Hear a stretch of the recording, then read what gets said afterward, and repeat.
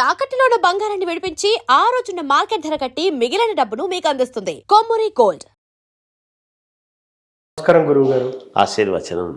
Sir, ఎవరైనా కూడా ఆర్థికంగా బాగా డబ్బు లేని సందర్భాల్లో బాధపడుతున్నప్పుడు వెంకటేశ్వర స్వామిని ఆరాధిస్తే ఖచ్చితంగా ధన సంపద కురుస్తుంది అని చెప్పి చాలామంది చెప్తా ఉన్నారు.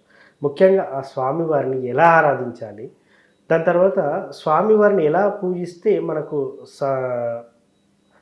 స్వామివారిని ఎలా పూజిస్తే మనకు డబ్బు ఐశ్వర్యం కలిసి వస్తుందంట. శ్రీ మహాగణాధిపతయే నమః. ఐం మహాసరస్వత్యే నమః. శ్రీ లలితాంబికాదేవియే నమః.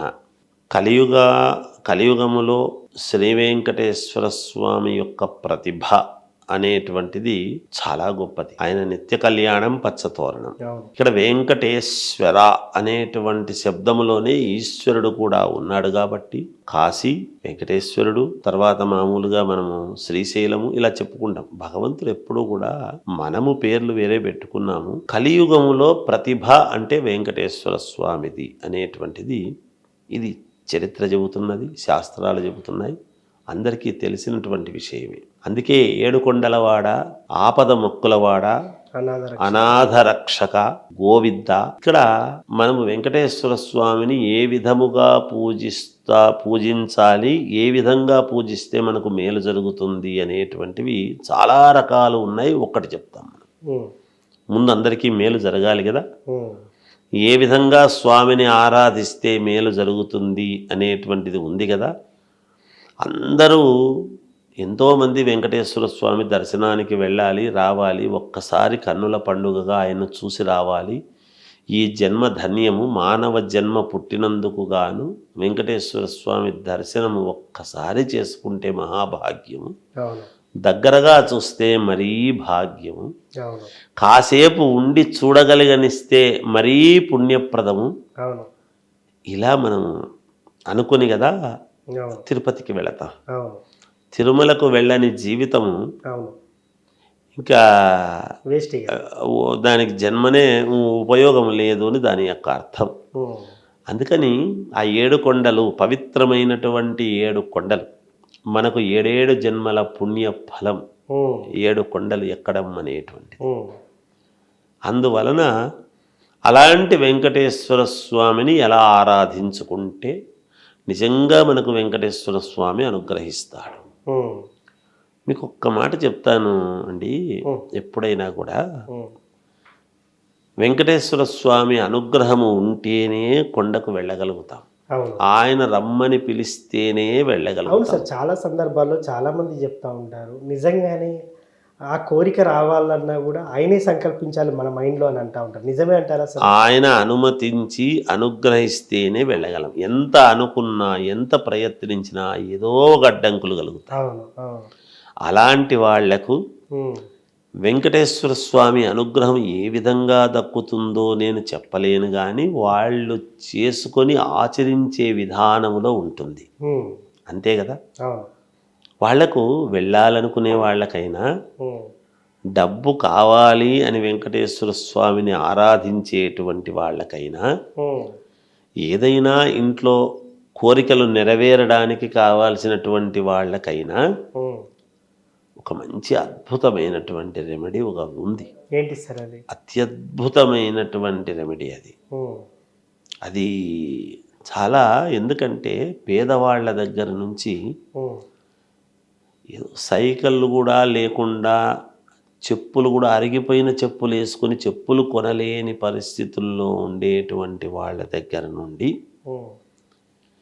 అద్భుతమైనటువంటి యోగవంతుడి వరకు కూడా ఎప్పుడైనా పరిహారాలు ఒక పద్ధతిగా ఉంటాయి. పేదవాళ్ళకు కూడా ఉండాలి కదా, ఎలా చేసుకోవాలనేది ఉంటుంది కదా. వాళ్ళు ఏం చేయగలుగుతారు, వాళ్ళు చేసుకోగలిగినటువంటిది ఏమిటి అనేది ఒక్కసారి ఆలోచన. ఎంత పేదవాడైనా, ఎటువంటి వాడైనా ఇక్కడ మనం ఆలోచన చేయాల్సింది ఏమిటంటే, ఒక తెల్లటి వస్త్రము కానీ, తెల్లటి పేపర్ కానీ, ఏది శక్తి ఉంటుంది. నిజంగా తెల్లటి వస్త్రము దొరికితే మహాపుణ్యప్రదం. ఒక వస్త్రం కొనలేని పరిస్థితి ఎవరికీ ఉండదు. ఒక తెల్లటి రవికి పీసో ఏదైనా కానీ, ఏదో ఒకటి దాని మీద గంధముతో అష్టగంధముతో మధ్యలో 3 నామాలు ఇటువైపు అటువైపు శంకు చక్రాలు వేసుకోవటం. ఆ శంకు చక్రాలు మధ్యలో 3 నామాలు వేసి మధ్యలో ఉండేటువంటి బొట్టుకు కుంకుమ బొట్టు నామంలో మొదటి నామంలో పెట్టుకొని అక్కడ ఓం శ్రీ వెంకటేశ్వరాయ నమః అని దాంట్లో రాయటం. ఓకే, దీంతోనే రాయొచ్చును. ఏదో ఒక దేంతోనో ఒక దాంతో తీసుకుని జాగ్రత్తగా రాసుకుంటే గంధముతోనే ఓం శ్రీ వెంకటేశ్వరాయ నమః లేదా వెంకటేశ్వర స్వామినే నమః ఎలాగైనా పర్వాలేదు రాయొచ్చును. అలా రాసుకొని 7 ఒక్కలు అందులో పెట్టి, లక్ష్మీప్రదం ఒక్కలు ఎప్పుడు కూడా, ఓకే, అలాగే 7 గవ్వలు అందులో పెట్టి రోజు ఒక శనివారం నాడు ఈ ప్రయత్నం చేయటం. శనివారం నుంచి మళ్ళీ శనివారం వరకు చేయడం కానీ 7 శనివారాలు కఠినముగా మనము చేయడము కానీ ఇది ఒక పద్ధతిగా చేసుకోవటం కానీ వాళ్ళ ఇష్టం. శనివారం నుంచి శనివారం వరకైనా చేసుకోవచ్చు. ఒక శనివారం చేస్తే మళ్ళీ శనివారం నాడే దాన్ని సంపూర్ణం చెయ్యాలి. ఓకే, అలా ప్రతిరోజు కూడా ఉదయము సాయంకాలము 2 పూటల కొంచెం కష్టం కావచ్చు. మేము ఆఫీసులకు పోతున్నాము, చేయలేము గురువుగారు, ఎట్లా గురువుగారు అంటే మనం ఏం చేయలేము. 111 సార్లు ఓం నమో వెంకటేశాయ, ఓం నమో వెంకటేశాయ, ఓం నమో వెంకటేశాయ అనేటువంటి నామస్మరణతో పసుపు కుంకుమ అందులో వేసి 111 రూపాయలు కానీ లేదా 3 కాయిన్స్ రూపాయలు కానీ అందులో పెట్టి ఈ పసుపు కుంకుమ అనేటువంటిది వేసి ఇదంతా కూడా 7వ రోజు తండ్రి నేను అనుకున్నది నెరవేర్చు, నేను నీ దగ్గరికి రావాలనుకుంటున్నాను అనేటువంటి కోరిక అయితే కోరిక. లాస్ట్ రోజు టెంకాయ కొట్టి అగరబత్తీలు తిప్పి స్వామికి సమర్పిస్తున్నాను అనేటువంటి విధానంతో దాన్ని మూటగట్టి ఒక చోటాన్ని పెట్టడం. దాన్ని ముడుపు అంటాం. ఈ ముడుపు తీసుకొని నీ దగ్గరికి రావాలనుకుంటున్నాను అనుగ్రహించు అని అంటే తప్పకుండా మీకు లక్ష్మీదేవి ఐశ్వర్యము కలుగుతుంది, ధనము దొరుకుతుంది, పోవడానికి అనుగ్రహము కలుగుతుంది, అన్నీ జరుగుతాయి. పోయి వచ్చిన తర్వాత అక్కడికి వెళ్ళొచ్చిన తర్వాత ఖచ్చితముగా తిరుపతికి వెళ్ళి రావటము, తిరుపతికి వెళ్ళేటప్పుడు దాన్ని తీసుకువెళ్ళటం, ఆ ముడుపు అందులో వేసేయటం. ఎప్పుడైతే అందులో వేసేస్తారో ఖచ్చితముగా భగవంతుడు మీరు ఇది చేసి చూడండి, మీకు మంచి జరగకపోతే నన్ను అడగండి. రెండో మాట ఉండదు. నేను చెప్పేటివన్నీ చిత్తశుద్ధితో చేసుకునేటువంటి వాళ్లకు జరిగేటువంటివి నేను చెప్తున్నా. మీరు చేసుకునే విధానంలో ఉంటుంది. మేము చెయ్యలేము, ఒకరోజు కుదరలేదు అంటే దానికి నేను చేయగలిగింది ఏమీ లేదు. ఫలితం రావాలి అనుకుంటే కొన్ని కష్టాలు ఉంటాయి, అవి దాటాలి. అందుకే వారము రోజులు, ఇన్ని ఏండ్ల జీవితములో 1 వారము భగవంతుడి కోసము పొద్దున సాయంకాలము మొదలుపెట్టి ఒక శనివారం నాడు మొదలుపెట్టి మళ్ళీ శనివారం దాకా చేసుకోలేకపోతే ఇంకా మనం ఏం చేయగలుగుతాం జీవితంలో? నీకు ఇల్లు కావాలన్నా, ఇంకొకటి కావాలన్నా, పిల్లలకు పెళ్లి కావాలన్నా, మా బాబుకు ఉద్యోగము కావాలన్నా, నాకు ఉద్యోగం రావాలి అనుకున్నా, లేదా నాకు ఒక ఉపకృతి అప్గ్రేడ్ కావాలనుకున్నా, ఎవరైనా డబ్బులు ఇవ్వవలసినటువంటి వాళ్ళు మనకు ఇవ్వాలి అనేటువంటి బలమైన కోరికతో చేసుకున్నా, నీకు నీ మనస్సులో ఉండేటువంటి కోరిక ఫలించాలి అంటే కలియుగములో శ్రీ వెంకటేశ్వర స్వామి తప్ప ఇంకెవరు నెరవేరుస్తారు? అంతే కదా. నువ్వు చిత్తశుద్ధిగా మూటగట్టి నీకున్నటువంటి దాంట్లో ముందు స్వామి ఇది నీకు అని ఎప్పుడైతే సమర్పించి పక్కకు పెడుతున్నామో అది ఆయనకి ఇచ్చినట్టే కదా లెక్క. నాకు వస్తే ఇస్తాను, నాకు ఎకరా వచ్చిందనుకో నేను దాంట్లో అది చేసి ఇస్తా, ఇది చేసి ఇస్తా అంటే ఇవ్వడానికి కుదరదు.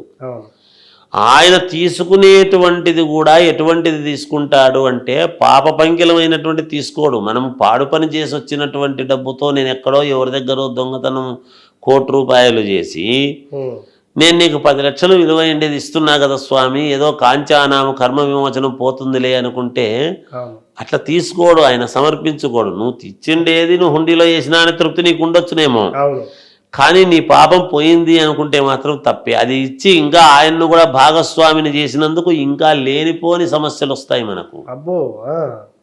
అంతే కదా. ఉమ్.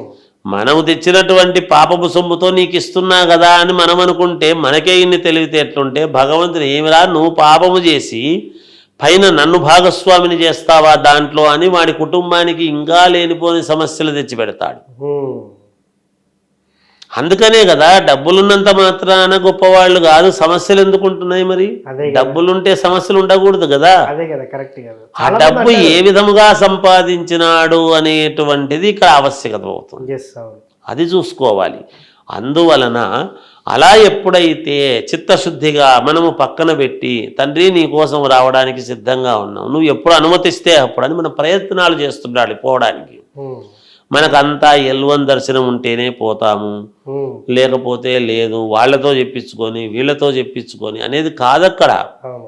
మనము ఎప్పుడైతే ఆ మూటని ఇట్లా పట్టుకొని కళ్ళకద్దుకొని నేను ఆర్తితో జిజ్ఞాసతో బాధతో తండ్రి నిన్ను దర్శనం నాకు ఎట్లా కలిగిస్తావంటే అనూహ్యముగా కొంతమందిని అక్కడ ఊరికినే నిలబెట్టి కూడా చూపించే సన్నివేశము రావచ్చు. Yes. భగవంతుడు తలుచుకుంటే అవును. నీకు స్వప్నమునందు భగవంతుడు వెంకటేశ్వర స్వామి సాక్షాత్కరించవచ్చు. ఆ. ఎవడో వచ్చి నీకు తిరుపతి లడ్డు ఇస్తాడు, అవును. నిన్న పోయించినామండి అని అంటే వెంటనే నువ్వు ఎప్పుడైతే పట్టుకొని కోరుకున్నావో భగవంతుడు అనేవాడు శంకు చక్రాలు పెట్టుకొని అట్లే రాడు. ఉమ్. ప్రసాద రూపకముగానో ఇంకొక వ్యక్తి పొయ్యొచ్చినానని శ్రవణపేయముగానో ఏదో ఒక రకంగా మీకు తెలుస్తున్నప్పుడే అదే శుభం. మీరు చేసినటువంటి దానికి ఫలితం అందిందా లేదా అనడానికి నిదర్శనం అదే. ఎస్, అవును. అందుకని ఆ పని చేస్తే తప్పకుండా విజయం లభిస్తుంది అనేది నేను చెప్పగలను.